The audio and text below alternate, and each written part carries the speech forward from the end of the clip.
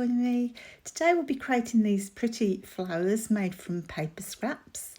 And the reason why I'm doing this is because Olfa have given me some products to try out. They're well known for their really sharp cutting tools. And I had an idea to make these pretty little flowers, as I say, from paper scraps. And you can see they're really simple to make, just layers and layers of circle papers. And this is possible because one of the Olfa tools I was given was this circle cutter. So you may have seen a compass circle cutter before. This one has a moving head, as you can see there, and you just twist that little knob to keep it in place. And it's got a really sharp point which you would then put into your paper. What I found different about this particular tool was the ability to cut. It was the blade itself. They're really sharp, and I think this is where Olfa really excel, is in their sharp tools. So I'm going to create this layout with a circle in the centre. And I had a bit of a problem with my original video in as much as it didn't work. So I just need to cut another circle out of the yellow here, as my first one didn't work at all, much to my surprise. So because you can set a circle of any size that you want, this it goes up to 15 centimetres radius. What I did there was just measure the circle I already had, and I wanted it just slightly bigger than my pink circle. And now you just need a cutting mat underneath, something to protect your work surface. I just like to position the compass so that it's really close to the edge. I'm not wasting too much paper. And then just applying a little bit of pressure as you go around, you can just pull the compass around there to draw your circle. So there is actually a ratchet on the compass, so you can keep it in place. But I just find with a big circle that I find it easier maybe just to turn the card a little, just so you're at the right angle. But as you can see, I'm using the ratchet on top of the circle there so that I don't need to turn the cardstock. So whatever's most comfortable for you really, but absolutely love circles. And I think with this tool, I can now go back to making lots and lots of circles to my heart's content. Because of course you can use dies and things, but you'd need a lot of dies or punches to be able to achieve the same result. I had a little flimsy one years and years ago, and it did last me a few years, but actually this one is really super strong in comparison. The actual body itself is, I'm not sure it's made from acrylic, but it's really strong and really sturdy. And as I say, the blades are actually very, very sharp. So I'm actually using some of my old hip kit papers. We get so many pretty patterns, which I never use them all in a month. So I've pulled out some paper scraps from hip kit and various other papers. And I'm going to cut out some small circles now. And you can see I have speeded this up just because I'm not that fast. But you can see how easy it is to create these little circles using the compass. And what I want is circles of kind of enlarging sizes so that you can see one behind the other.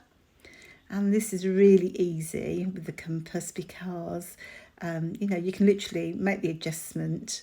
And there's little marks on the top of the compass so that you can see where you were, and then you can just make it a little bit bigger to make the next circle. So I'm just going to riff up the edges of those circles just to give them a bit of texture, and I want them to be a little bit scrunched up because it'll kind of feel more like a flower. And so they're really easy to assemble. I've used maybe 4 layers, 4 or 5 layers, look really good. And you probably want to choose patterns that go with the colours of your main layout. And just while I'm letting my glue dry off, I'm just going to fussy cut some leaves out of some pattern paper. Again, this is from Hip Kit Club. And one of the things they've given me to try out was this designer knife. What a super sharp knife.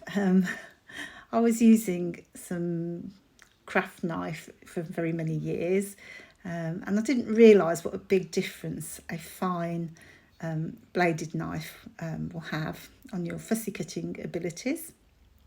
So as you can see here, I just adjust the paper, so I'm always pulling the knife towards me. I think it's got a specific angle so that you can do really fine cuts with those. So I was struggling a little bit with just my eyes because it was getting really dark, so hence the changing lighting. But you'll see in a second how easy and how fine the detail is on these. So just tidy those little bits up. But fantastic way to stretch your supplies if you can fussy cut with a lot of detail. So it looks less like fussy cutting and more like pretty embellishments. So my circle is going to be the main focal point, and then I'm going to arrange my flowers and my photos kind of off that circle. So I just need to mat my photos onto some paper. Had a bit of a issue with my tape runner. Don't know, it seems to be playing up recently. And incidentally, some of these pieces are from Hip Kit's December kit, which has a lovely mix of winter and pretty papers, spring. And I've tried out the Olfa rotary cutter that you can see here. That's fantastic for running through paper. Then their ruler that you can see is 30 centimetres wide, so it's absolutely perfect for scrapbooking. And because it's got a grid on there, it makes it super easy to keep things straight. So that just saves getting out the whole paper trimmer thing. I don't know about you, but I seem to have less and less space to work in as the layout goes on. I've got a big desk and then manage to, fill it all up and end up with a 12-inch square to work in. So that really does help when you haven't got any space to put out your trimmer. So I love how those flowers turned out. I'm going to cluster them, as you can see, on the bottom left and top right of my circle. And what a difference those fussy cut leaves make. I really do think they make an amazing difference. So just to speed things up, I've stitched around my main circle just with white thread on my sewing machine. And I've attached a bit of paper at the bottom just to add a bit more interest. And it's really a case of assembling now. I've done all the hard work. I'm just going to add a button to that last flower that I made. So it's just a simple case of tying a knot and sewing the button on. Really don't mind sewing for a layout, but try and get me to sew a button on a shirt. I'll be the last person you'll ask. I hope we're all a bit like that, to be honest, but probably some people are better than others. So I just want a few more leaves. So when you're looking at pattern papers, if you've got a really sharp knife, you can cut out the bits in, the different elements within the paper. So you haven't got to ruin the whole piece if you only want a couple of leaves here and there. So that's something really good to know. And I found with that knife, it was just so sharp. It was really effortless. So all this time when I struggled with a knife, I think I was just using the wrong knife, to be honest. So that was an interesting finding. So I'm just clustering those flowers along the bottom there, and then going to tuck in the leaves. I always like to bend up my leaves just to add a little bit more texture and interest. I'm going to add the title, which is a perspective.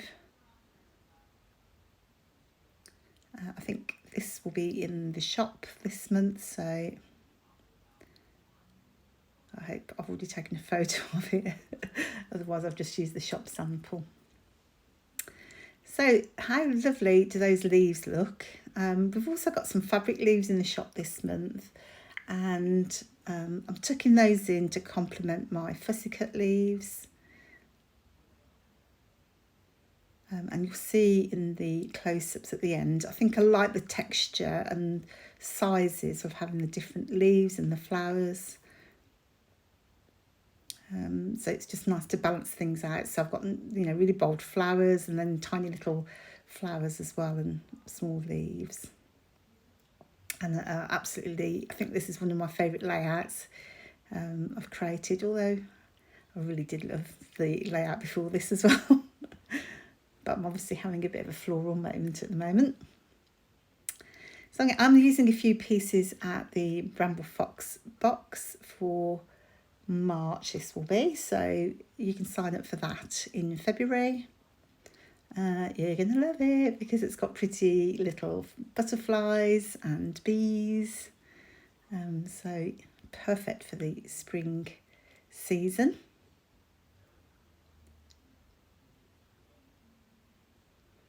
So I just took a few more of those leaves in, and then it's really a case of embellishing now because that is more or less it. I've done the design.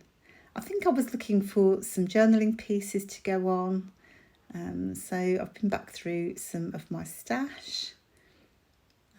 So I've got this, again, was Hip Kit from October, I think, but I love their chipboard phrases. And because I've used muted pinks and yellows, I think if you look back through old collections that you'll definitely find things that will match. Because there's always so many to choose from, you know, you really couldn't use them all in 1 month for sure.